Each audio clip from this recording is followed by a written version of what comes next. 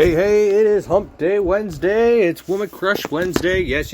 Let's go into my Woman Crush Wednesday. It is Jordan Jones again. Look at that. It's never going to change. I'm sorry, guys. But, she is hot. She is gorgeous.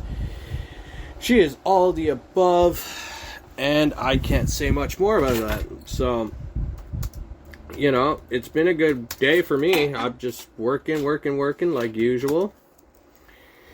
Just doing what I got to do. So, let's go over and check out what happened in the NBA. Maybe if I got any right today. Maybe I did, maybe I didn't. Who knows? Let's see what we did. Alright. So, it was yesterday. It was the 30th. So, the Knicks and Nets. The Nets won, like I would say. Raps beat my Grizzlies, or the Grizzlies beat my Raps. So, kudos to them. Lakers beat the Kings like I predicted. I thought for sure the Warriors were going to beat the Suns, but the Warriors did their job. And then the Trailblazers beat the Pistons. So, the two big things that came out of yesterday was the Knicks being basically robbed, apparently, in the game by the officiating. See, this is what I was saying from my other podcast. The officiating has to be called down the fucking middle. If you're not down the fucking middle, you're fucking stupid. It zaps everything of what any team or anybody's doing. And it is fucking bullshit. So, just like the Canucks, just like any other team in any sport right now, getting robbed left, right, and center by officiating. It happened in the NFL. It's happening in the NHL. It's happening in the NBA. Hell, it happened in that Major League Baseball a few years back when the guy was going for a no-hitter. Seriously. This is bullshit. Is the Lakers strong without LeBron James? Yay and nay. They are, on one hand, a strong team. On the other hand, they are also weak, too. It's a balancing act. It's like a 50-50 split. I will tell you that from just watching sports all of my life. Sometimes you can have other star players on that roster, but the main centerpiece would be the biggest star, and LeBron is the biggest star on the Lakers. No offense to Dwight Howard and Anthony Davis and Russell Westbrook. But again, when you don't have the LeBron show, the James show, it really does zap a lot of that, that momentum, that aura, that feeling, that excitement in the game. Yet they won. So, kudos to them. And that's how I see a lot of that. I'll mix NHL and NBA together here, guys. So let me just explain that. How officiating is on both ends. I gave a quick up on my thing on those two, or on the Lakers. But right now, I wanted to give you guys the quick ups. The officiating to me last night was just ridiculous. I did see yesterday a ref got taken out in the NHL, which was, to me, I feel bad. On the other hand, flip side, I'll laugh at your ass because you're an idiot. That's my take to that fact, because I have no feelings for them. So the Capitals did lose to the Panthers. The Red Wings beat the Bruins, so I was wrong on those two. I thought for sure the Devils were going to beat the Sharks, so I was wrong on that one. The Lightning lost to the Blues, so I was pretty wrong on that one. I knew the Wild was going to beat the Coyotes. Come on, seriously, anybody can beat the Coyotes. Predators beat the Blue Jackets. I thought the Hurricanes were going to beat the Stars. That didn't happen. And the Ducks, like I predicted, were going to beat the Kings. But I saw some games and some highlights from last night between the NBA and the NHL, and the officiating really is fucking messed up. I will tell you this, okay? I will say that every time I'll have to speak. The games need to be called down the middle. I know sports betting has become legal in all aspects of North America. So who knows what the hell these refs are doing right now? They're probably betting on games. So, they're trying to earn more money. They need more money anyways. You probably make a shit ton Those idiots, those fucking barcode, foot-locking douchebags. So, right now, I'm going to do some predictions. So, tonight, Nuggets are going to go over the Magic. I'll say the Hawks over the Pacers. I'll say the Wizards over the Timberwolves. The Heat over the Cavaliers. Yeah, the Heat over the Cavaliers. 76ers over the Celtics. Rockets are going to lose to Thunder. Hornets, not a chance. I'll say the Bucks. Milwaukee Bucks. Mavericks are going to possibly, hopefully, beat the Pelicans. And Clippers are going to probably beat the Kings, like usual. That's how I see it, and that's how I call it, so fuck everything else. Now, my predictions for the NHL, this is like, I don't know, the hockey gods must hate me right now because I'm dissing the refs, but that's okay. I'm alright with that. It's fair, and all is fair in love and war, so fuck that kudos shit. So you got the Rangers and Flyers. Hopefully, the Rangers pull out a victory, an upset victory on the Flyers, but the Flyers are starting to pick up momentum. My Nucks versus the Senators. I know everybody was saying, like, oh, you know, they beat the lonely Habs, you know. Maybe if the Canucks could pick up another victory here right now. I know it's the Senators. I know they're not that great of a Canadian hockey team right now, but they will turn it around. I can tell you that. But, you know, COVID's played a major fact. Injuries have played a major fact. And just general, not really great goaltending on a lot of aspects. But with the Canucks, I will say the Canucks beat the Sens. Avalanche versus the Maple Leafs. The Maple Leafs are red hot right now. I wouldn't go past the Maple Leafs. So I probably would say Maple Leafs. Heart saying Avs. I'm going to go with the Heart on that one. Kraken versus the Red Wings. You know, the Red Wings are at home on a kind of like a back-to-back, but they're not playing the same team. Hopefully the Kraken can take advantage of that and just take a win. Ducks and Knights will be a very good game tonight. I can tell you this right here, right now. It's going to be a very good night for these two because they're in the Pacific Division. The Pacific Division's kind of looking really tough right now. I'll go over that soon here. I'll say the Ducks, and then you got the Penguin. Like, the Ducks played last night, so again, I will go with the Ducks because they played away. Now they're at home. And they were only in LA. They weren't too far from home. So that's a fair enough road trip for them. Penguins versus Oilers. I'll say Oilers. Hopefully they can figure out what's wrong with them. So let's go over to the standings in the NHL here. As I would like to say, you know, it is a jammed kind of fight them out, duke them out kind of situation in the first to fifth spot in the Pacific. You know, you got the Flames on top. You got the Oilers in second. That's a little weird for me, but okay. You got the Ducks in third. You got the Sharks in fourth, and then you got the Knights there. So tonight's games are going to really solely be based off of, especially with the Knights and the Ducks, they're division rivals, and it's going to be a tough game. Like, the Knights lost, yes. Ducks won last night, so it's kind of iffy, but I'm still going to say the Ducks because they got a young, fast core. So, like, the Knights have some. They're just missing Pacioretty and Stone, but again, they still have a very good roster. Don't get anything confusing. And if they get Eichel back in, like, the second half of the season, they're just going to be a very hard team to beat, and they're just like trying to be built for a cup run, but building like that it'll fall flat on its face.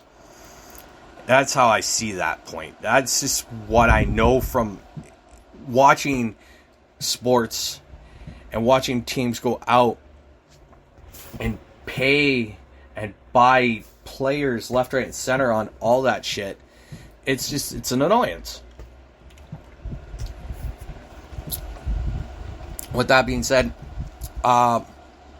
they've made it official. Robbie Ray is a Mariner. I'm just taking off. And Kevin Gussman is an official Blue Jay pitcher now, so congrats to all those guys. Now back to my NHL talk.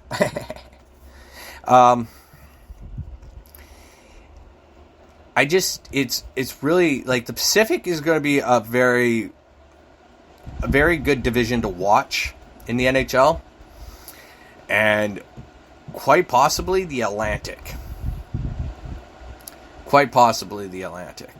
Just the way first and 5 are stacking up right now.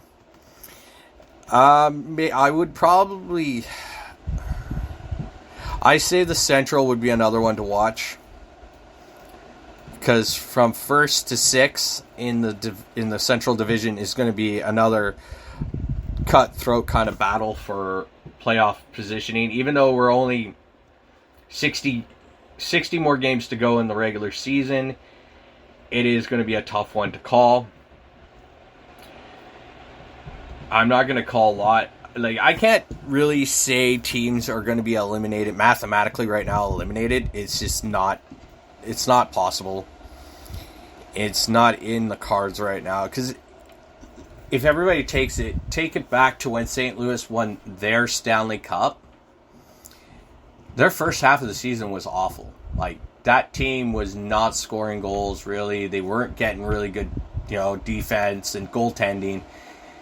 And they made a change in behind the bench, and all of a sudden, Jordan Binnington shows up out of nowhere and steals game after game after game after game after game through the second half of the season. So, like, quite possibly anything can change. Anything can happen. Anything can do. You can do anything at a split moment's time in the NHL. I'm not going to sit here and tell you, oh, it's not possible. It's physically impossible for this shit to happen. No, it's not. It's not. No. You cannot go about that way because of how it looks and how it is.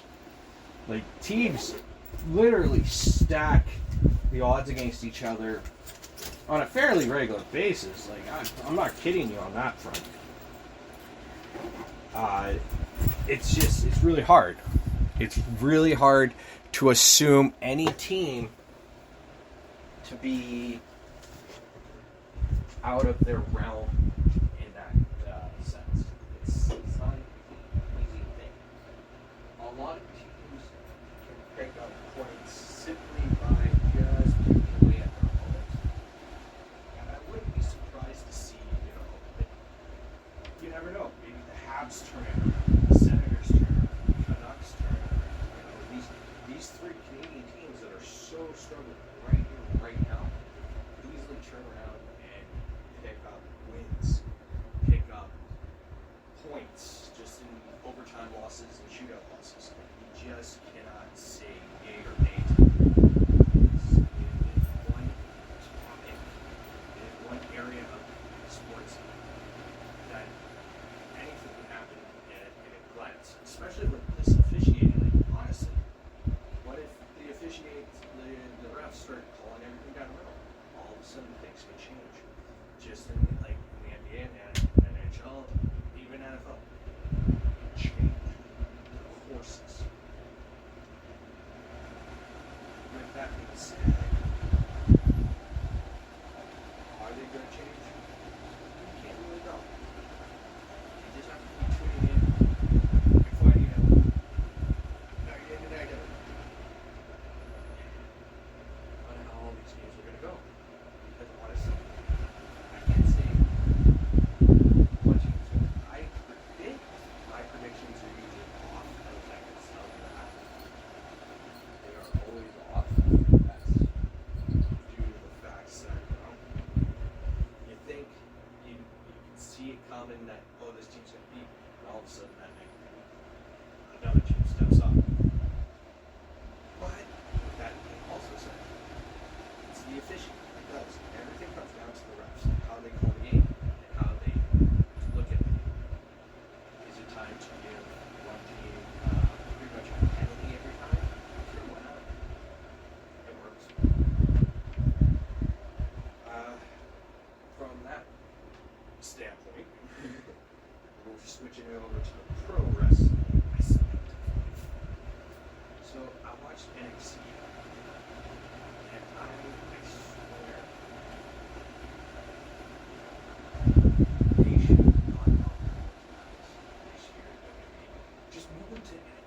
aren't going to use one and also move back to the NXT. You could have this NXT 2.0 versus the black and gold brand of guys. That would have been awesome. Like, seriously, if you think about it, WWE could do a lot with the NXT brand. Just alone.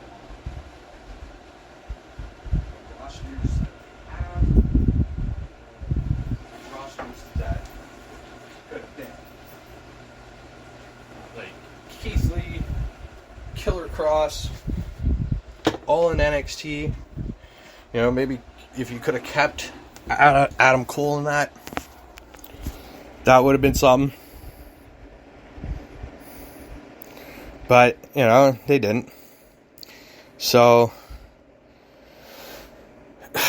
I couldn't tell you why that happens. So, but it was entertaining last night. Don't get me wrong. It was really entertaining. Harlan and Joe Gacy is something to really watch. Because I'm really intrigued on what they're going to do with this guy.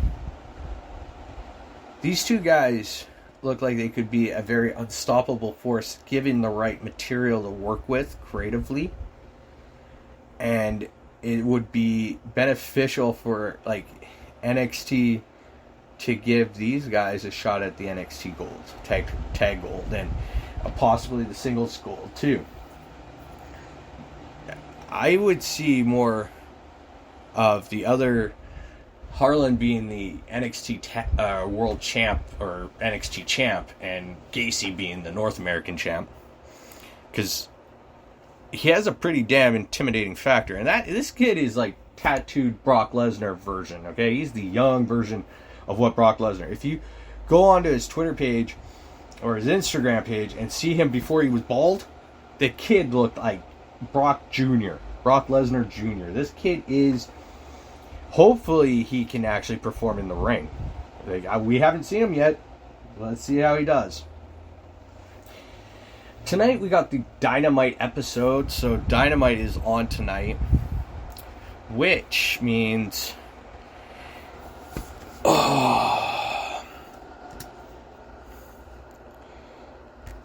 I can't tell you right now because I don't even have it up. Ha! Look at that. I'm so stupid some days.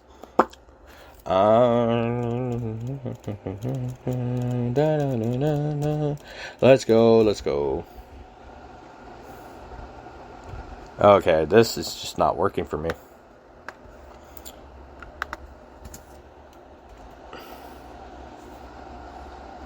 There we go.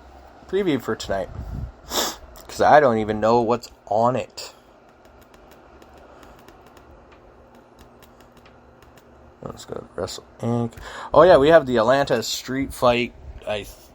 For some weird reason, I've heard some things. Like, as I say, I've been trying to keep up with all this.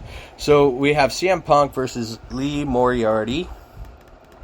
All right. Bryan Danielson versus Alan 5 Angles. You got Darby Allin and Sting versus Billy Gunn and Colton Gunn of the Gun Club. Ruby Soho, finally, we're going to see Ruby Soho versus Chris Statlander in the quarterfinals for the AEW TBS title. And then we got Cody Rhodes versus Andrade in an Atlanta street fight. So,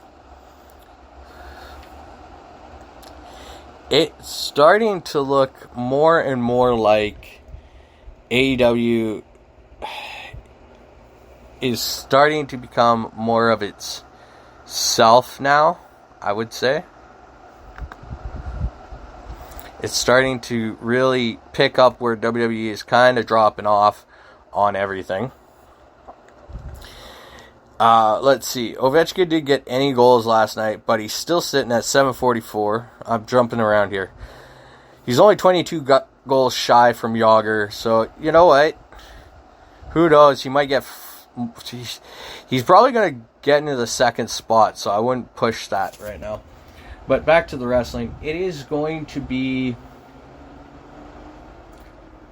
a hard thing to call on AEW going forward. Like, I know they're going to be a strong competition moving forward here, and it is going to be hard. Now, I want to go and move into the mental health aspect. So, today, I woke up this morning, I looked myself in the mirror, and I say, it's my time now. I'm going to try to do my best in just controlling all my emotions, all my feelings, everything. I got to learn how to grasp that. I got to learn. It really does suck having this situation in my head. I'm a very damaged person. I'm very much of a broken person. Probably more broke than a fucking drug addict. But, I did cause most of it, and I'm not going to blame everybody. I can't really blame much. There's aspects of my life that, there was others that contribute or help me making poor decisions and bad decisions, and not really telling me, maybe you shouldn't do this, well, maybe not giving me the right advice. But I still take that full blame, because it should have been me that made those right choices, and not just having to have somebody tell me, you shouldn't do this. That's how I see my mental health now. I open up my eyes a little more every day, each day, and it's a painful situation in my mind. But again, it is Hump Day. It is Woman Crush Wednesday, so go and send out your crushes love and support, and I will be back tomorrow with the Thursday Thunder Throwdown. The Thursday Throwdown on everything, on NFL to the NBA to, whatever else I got on my mind. And I will do a recap of AEW Dynamite. Y'all have a great Hump Day.